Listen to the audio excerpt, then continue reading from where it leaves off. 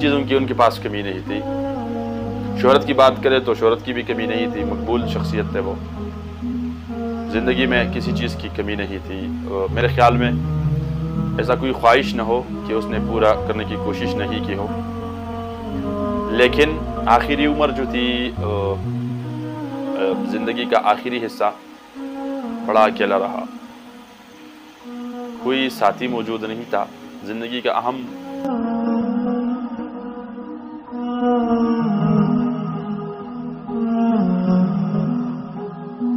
बिस्मिल्लाहिर्रहमानिर्रहीम, अस्सलामुअलैकुम वरहमतुल्लाहि वबरकातुहू। मोहतरम दोस्तों, आप देख रहे हैं हमदम टीवी और मैं हूँ आपका मेज़बान शकरुल्लाह। आज का व्लॉग या आज का जो टॉपिक है, एक बहुत अफसोसनाक खबर जो शायद आप तक पहुँची हो।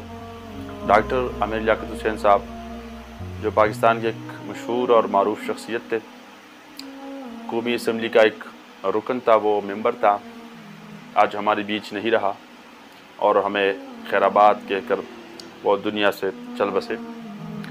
मोहतरम दोस्तों, डॉक्टर आमिर लियाकत साहब की जो मौत है, उनका तो अभी तक पता नहीं चला। वो इन्वेस्टिगेशन जारी है पुलिस की तरफ से, लेकिन वो दुनिया से चलते चलते क्या मैसेज और क्या पैगाम हमारे लिए छोड़ कर चले गए।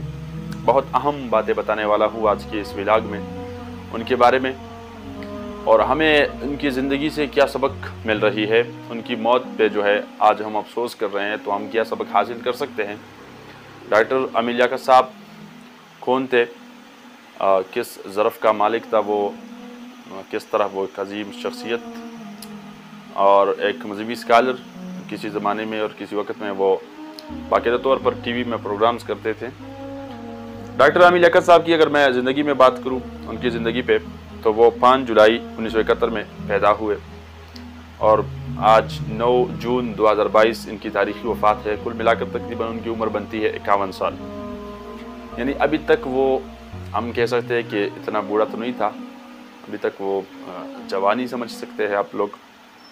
मरहूम एक सियासतदान, एक ब्रॉडकास्टर और हम कह सकते हैं कि एक मुसन्निफ़ और एक शायर, मजहबी शख्सियत थे।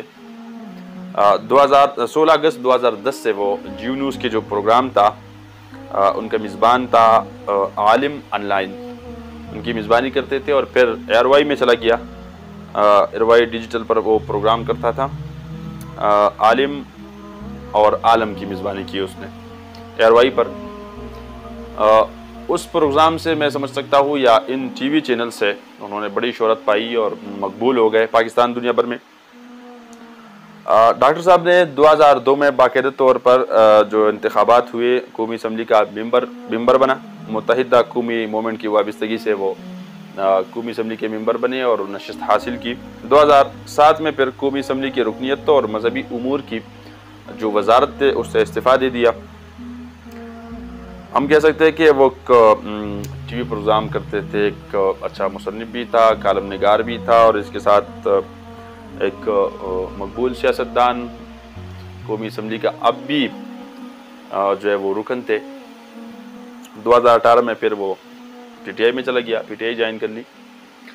उनकी पर्सनल ज़िंदगी में मैं नहीं आता, मैं ये नहीं चाहता कि मैं उनकी पर्सनल ज़िंदगी पे बात करूं, कि उनकी आज वो हमारे बीच मौजूद नहीं है।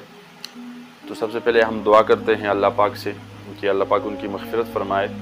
उनकी जो अब्दी ज़िंदगी है दुनिया से वो चला गया है, अब इनकी वो ज़िंदगी जो है कब्र वाली ज़िंदगी, अल्लाह उनको राहत नसीब फरमाए और उनकी ज़िंदगी जो है वो आसान बना दे। उसने तकरीबन 3 शादियाँ की और आखिर में जो आखिरी उनका आखिरी औकात थी, उम्र की आखिरी जो दिन रात थी, बड़ी अफसोस से कहना पड़ता है। और हमारे लिए इसी जुमले में बड़ी, अगर आप सोच लें, बड़ी सबक है, इसमें बड़ी इबरत है। मैं इसलिए ये व्लॉग बना रहा हूँ कि दुनिया की जो ज़िंदगी है ये बड़ी फ़ानी है। दुनिया की ज़िंदगी नहीं है, ये बड़ी फ़ानी ज़िंदगी है। इसमें हम ना क्या क्या सोचते हैं और कौन कौन से जो मंजिलें हैं और कौन कौन से हमारी जो अहदाफ होती है, हम उन तक नहीं पहुँच जाते। डॉक्टर साहब की ज़िंदगी में अगर हम बात करते हैं तो उनके पास किसी चीज़ की कमी नहीं थी। माल और दौलत जो आजकल की सबसे अहम ज़रूरत है, माल पैसा, गाड़ियाँ, नौकर चाकर, बंगले, इन चीज़ों की उनके पास कमी नहीं थी। शोहरत की बात करें तो शोहरत की भी कमी नहीं थी, मकबूल शख्सियत है वो। ज़िंदगी में किसी चीज़ की कमी नहीं थी। मेरे ख़्याल में ऐसा कोई ख्वाहिश न हो कि उसने पूरा करने की कोशिश नहीं की हो। लेकिन आखिरी उम्र जो थी, ज़िंदगी का आखिरी हिस्सा बड़ा अकेला रहा। कोई साथी मौजूद नहीं था। ज़िंदगी का अहम शख्सियत जो बीवी होती है उनके पास मौजूद नहीं थी और अकेला अकेला ही जान दे दिया। ये बड़ा दिल दुखाने वाली बात है और पता नहीं डॉक्टर साहब के दिल पे क्या गुजरी होगी। ज़िंदगी के आखिरी उम्र में, ज़िंदगी के आखिरी शब व रोज़ में एक लाजिम बात है, एक ऐसा अफसोस आया होगा, एक ऐसी सोच फ़िक्र, एक ऐसी माजी के बारे में सोच आई होगी कि आखिर इतनी माल व दौलत के बावजूद मैं अकेला रहा, कोई मौजूद नहीं है। इसी में हमारी सबक है इस कहानी में कि दुनिया की जो ज़िंदगी है ये बड़ी फ़ानी है। अल्लाह से जब भी मांगते हो ना, सुकून की दुआ मांग लो। सुकून बड़ी अहम चीज़ है। आपके पास भला किसी चीज़ की ज़रूरत नहीं आएगी।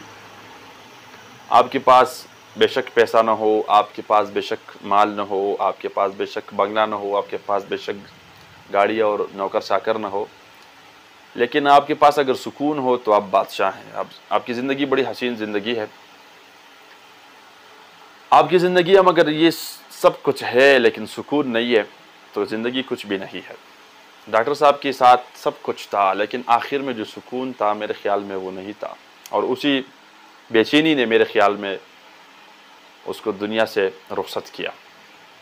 आखिर में ज़रा एक लम्हे के लिए सोचिए, डॉक्टर साहब की जो आखिरी शब रोज़ थे उनमें वो अकेला था और अकेला ही दुनिया को खैराबाद कहकर चला गया। किस चीज़ की कमी थी डॉक्टर साहब के पास? कोई चीज़ की, किसी चीज़ की कमी नहीं थी, लेकिन ज़िंदगी में वो अकेला ही रहा आखिर में। इसकी ज़िंदगी से सबक सीखना चाहिए मेरे ख़्याल में, और जो फ़ानी ज़िंदगी है दुनिया की उस पर खुशी के साथ रहना चाहिए। अल्लाह से ये दुआ रहेगी कि अल्लाह ताला उनकी ज़िंदगी जो वो अब शुरू होने वाली है, कब्र की ज़िंदगी, उनमें राहत फरमाए, आसानियाँ पैदा करे। और अल्लाह से ये भी दुआ करते हैं कि हमारी ज़िंदगी भी खुशी वाला बना दे, आखिर तक, कब्र तक, और फिर कब्र में या फिर हशर में हमारे साथ अच्छाई का मामला फ़रमाए, भलाई का मामला फ़रमाए। अल्लाह करे कि हम बहुत कुछ सीख सके उनकी ज़िंदगी से और उनकी जो आखिरी उम्र है उनसे। दुनिया में अगर वफ़ादार है तो वो अपना अमल ही वफ़ादार है, बाकी कोई चीज़ जो है वो वफ़ा करने वाली नहीं है। तो ज़िंदगी में अच्छाई के कामों को तरजीह देना चाहिए और ज़िंदगी में जो है वो प्यार और मोहब्बत बांटना चाहिए, प्यार और मोहब्बत के साथ ज़िंदगी गुजारनी चाहिए। अल्लाह से दुआ रहेगी कि अल्लाह हम सब का हामी व नासिर हो, अल्लाह हम सब का पर्दा फरमाए। अब डॉक्टर साहब हमारे बीच मौजूद नहीं है तो तमाम नाज़रीन से मेरा भी ये रिक्वेस्ट रहेगी कि उनकी अगर अच्छे काम शेयर नहीं कर सकते तो उनके बुरे काम शेयर मत कीजिए। ये उनके लिए अब बेहतर नहीं है कि उनके वो अब जो है वो दुनिया से चल बसे हैं, तो उनके लिए मज़ीद जो है वो तकलीफ़ और या मज़ीद जो है वो शर्म का बाइस न बने।